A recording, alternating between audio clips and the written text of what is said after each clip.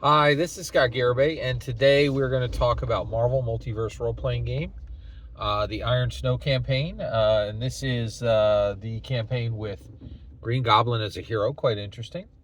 So at this point, we pick it up. We're in the Washington D.C., right near the Capitol building, and X-23 has just stabbed Captain America directly through the heart with her double claws on her left hand, and right through the left lung with her right hand. So she has all her claws through the chest of Captain America.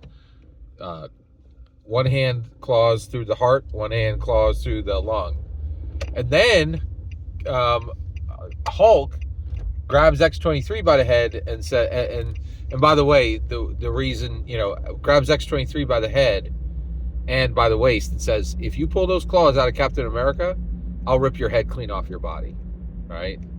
Because that's going to kill. It's generally going to kill Captain America. So at this point, Green Goblin's getting ready to take his next turn, right? And Nico Minora from Sanctum Sanctorum jumps in, and she opens up the Sparkle portal, right? And is looking from the Sanctum Sanctorum directly at Green Goblin. So she's in the Sanctum Sanctorum in New York City.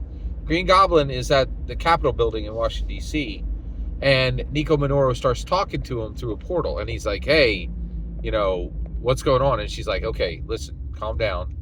I'm at Sanctum Sanctorum. Doctor Strange, who is not at the Sanctum Sanctorum, he's off getting Charles Xavier, by the way, from the Shi'ar Empire. So I'm here at the Sanctum Sanctorum, and Doctor Strange has a reality gem here on a necklace, right? So I'm using that reality gem. And what's happening right now is you and I are talking, and for every second that passes in the real world, 1,000 seconds pass here. So we're going to be able to have this conversation in less than a second, right? And she's like, the reason I'm talking to you is things are going south really fast, right? Cyclops is already dead. It looks like Captain America is about to be dead. And it looks like the war between the X-Men has started. So what are we going to do, right? And I did that, so immediately he's like, well, use the time gem and take us back. And she's like, I'm telling you, man, that is a very, very bad idea. Now, Dungeon Master to viewer, all right? This is the second time the Gold player has said, hey, let's use time travel to go back and fix this, right? And every time I have every single non-player character say, listen, we could do that, but it's going to get worse, right? And the reason why is, and you could tell me what you think, but like, I can't allow that in my game. You could put that in a Marvel movie. I have a higher duty to the people I'm telling the story to than Kevin Feige has to millions of Americans.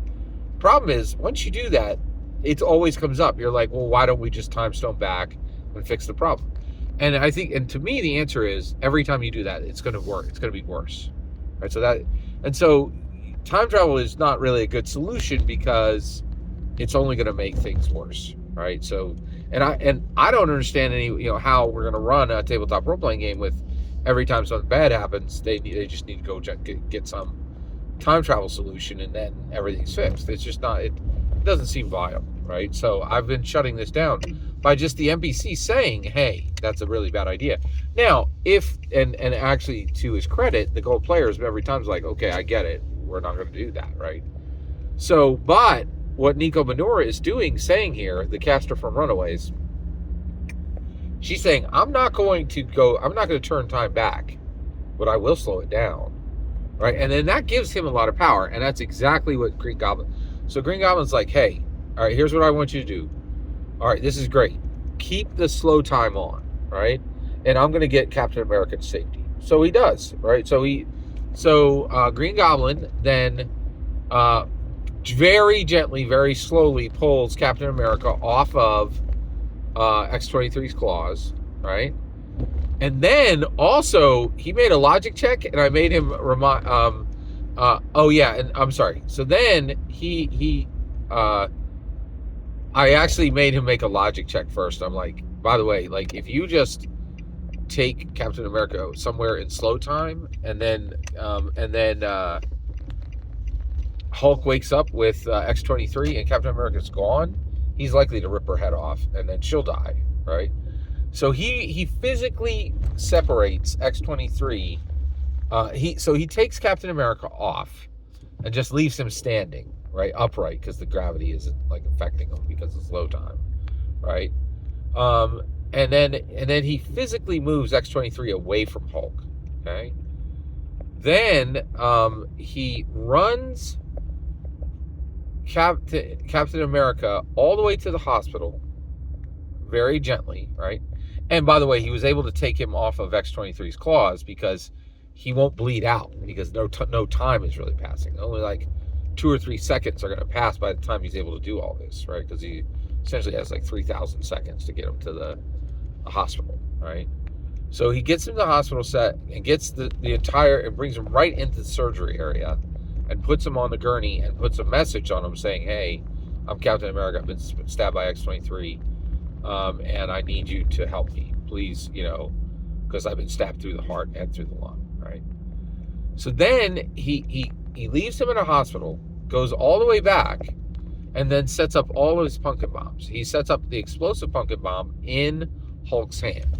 Now, that won't blow Hulk's hand off, but it will sting him, right? He puts a flash bomb, a smoke bomb, and a concussive, and an EMP in, so that all those will go off. And then he lets time resume. The EMP actually drops Havoc. Havoc is injured, right, because he's an electrically powered. And then also, it slows all the cars that are happening around. But one thing that the EMP did, so the pumpkin bombs, one of the pumpkin bombs is an EMP, right? And it actually drops a journalist helicopter out of the sky, and 2 people die, right? So hey, heroing is dangerous. And then time resumes, and the war continues on. The only thing that he accomplished was he did get Captain America to the hospital, right? So he tries again to persuade people to stop battling as they battle. That does not work. So blue team and pink team on the X-Men are literally trying to kill each other. They're at full war, right? And Iceman is killed by Wolverine, and Psylocke is killed by Colossus. Then I get back to Green Goblin, and I say, hey, Green Goblin, what do you want to do? And he's like, okay, so I have the Green Goblin in me, and there are times where he triggers and he takes control of me. Norman Osborn is so upset that people are not listening and still going to war that the Green Goblin takes over. So he narratively took control of his own character and said, I am giving control of my character to Dungeon Master, and he will be controlled by those green demons from the Green Demon area that the Hell Root reached all the way down to, right? And at that point, Gold Player loses control of Norman Osborn, Green Goblin, and Green Goblin is taken over by the Green Demons in the Green faction area of Hell, right? And that's where we'll start on the next video. Thank you so much for letting me share this with you. Every single word you just heard is my humble opinion. The important part is when I get to hear your humble opinion. When you get in the comments and send your traffic. Please consider subscribing, and have a fetch millennium.